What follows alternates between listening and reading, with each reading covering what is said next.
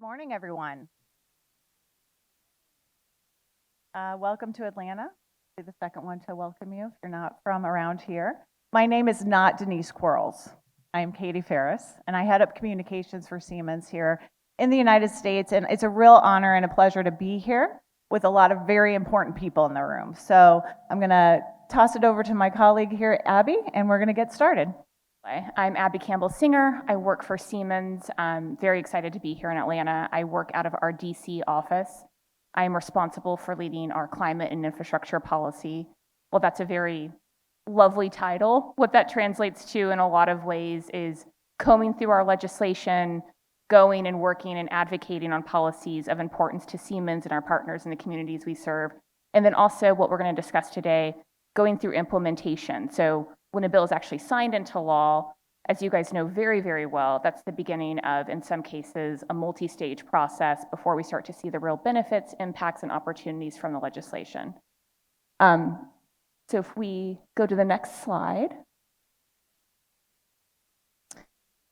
So you see on the screen here a lot of text, and what I will say is this is a very abridged version of ultimately what is now part of our public law.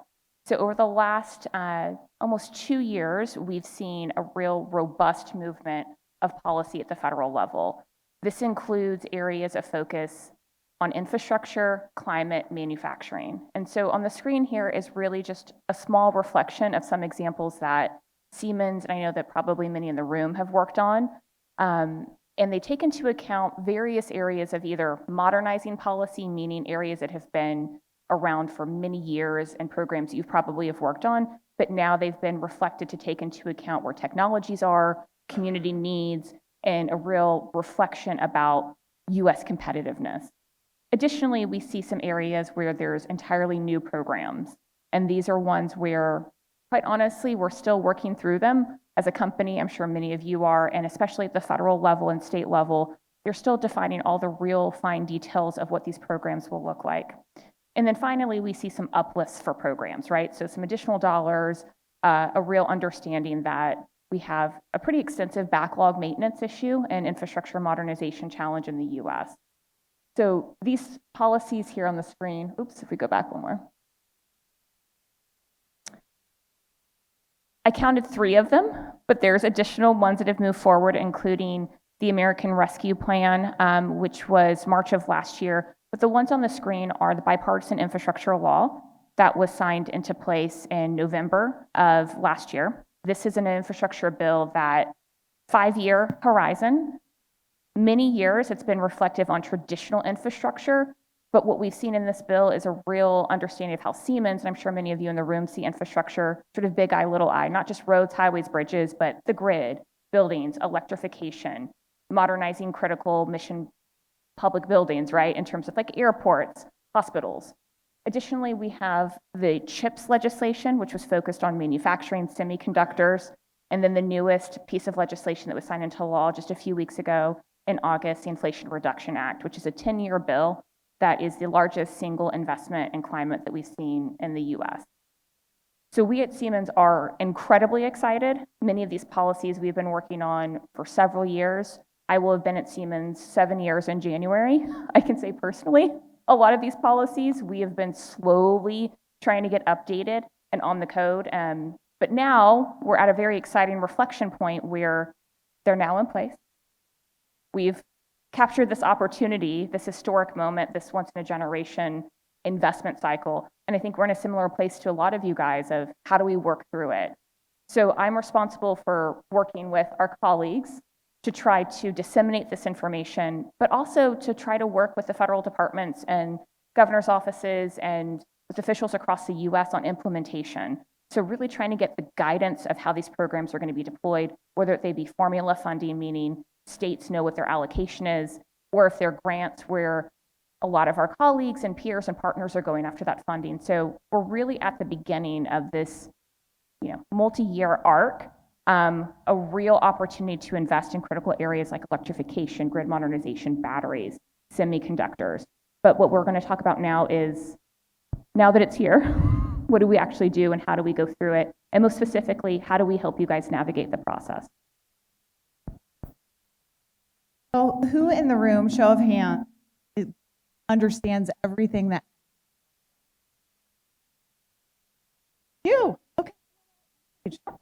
Just, it's hard.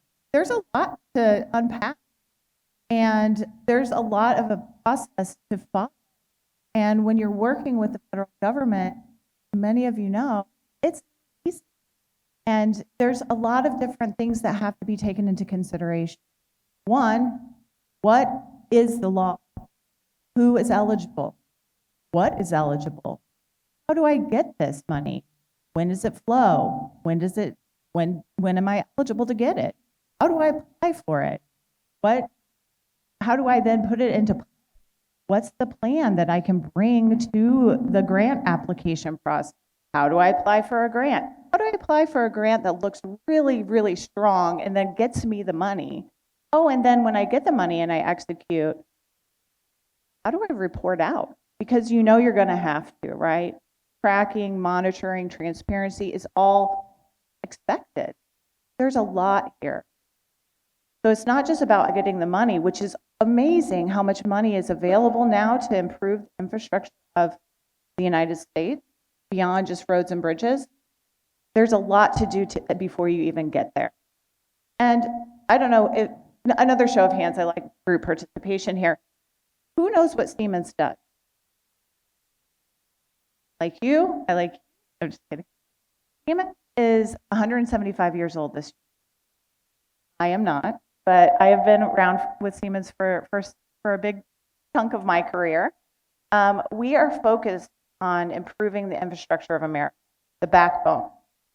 And the group that I work with is all about electrification, EV. You'll hear a colleague of ours later today on a panel talking about EV infrastructure. We do grid modernization, building efficiency. We are in tune and in line with all of these different elements of federal funding that is now becoming available. The real key here, and I'm going to the next slide, is that it takes an ecosystem. It takes more than just your office and working in your group. It takes partnerships with companies like Siemens, knowing and understanding it's a competitive process, of course, but unpacking this bill is something that Abby spends her time doing. And we want to be there to support and sit with you at the table and help you plan on how you're going to implement the funding.